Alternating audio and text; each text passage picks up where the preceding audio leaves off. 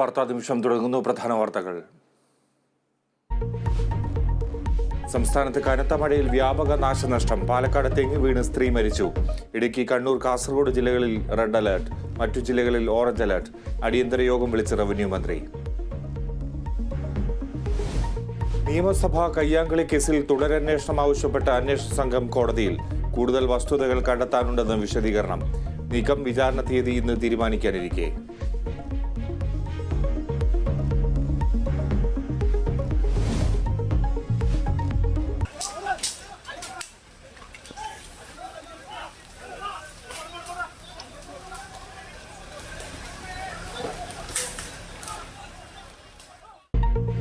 കോൺഗ്രസ് നേതാക്കൾക്കെതിരെ കേസെടുത്തതിൽ വ്യാപക പ്രതിഷേധം. SP ഓഫീസുകളിലേക്ക് കോൺഗ്രസ് നടത്തിയ മാർച്ചിൽ സംഘർഷം.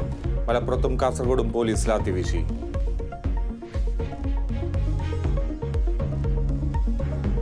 കാട്ടാക്കട ക്രിസ്ത്യൻ കോളേജ് ആൾമാറാട്ട കേസിൽ പ്രതികൾ കീഴടങ്ങി. മുൻ SFI നേതാവ് വിശാഖും പ്രിൻസിപ്പൽ GJ ഷൈജുവും കീഴടങ്ങിയത് കാട്ടാക്കട സ്റ്റേഷനിൽ.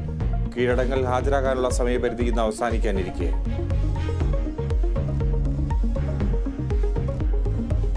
മണിപ്പൂരിൽ അക്രമം തുടരുന്നു. കുക്കി നാഷണൽ ഓർഗനൈസേഷൻ നേതാവിന്റെ വീടിന് പ്രതിഷേധക്കാർ തീവച്ചു.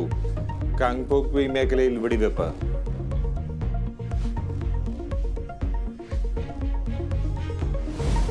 സാഫ് കപ്പ് ഫുട്ബോളിൽ 9ാം കിരീടം ലക്ഷ്യമിട്ട് ഇന്ത്യ ഇന്നിറങ്ങും. കലാശ പോരാട്ടത്തിൽ എതിരാളികൾ കുവൈറ്റ്. മത്സരം രാത്രി 7:30 ബംഗളൂരു ശ്രീകണ്ഠീരവ സ്റ്റേഡിയത്തിൽ.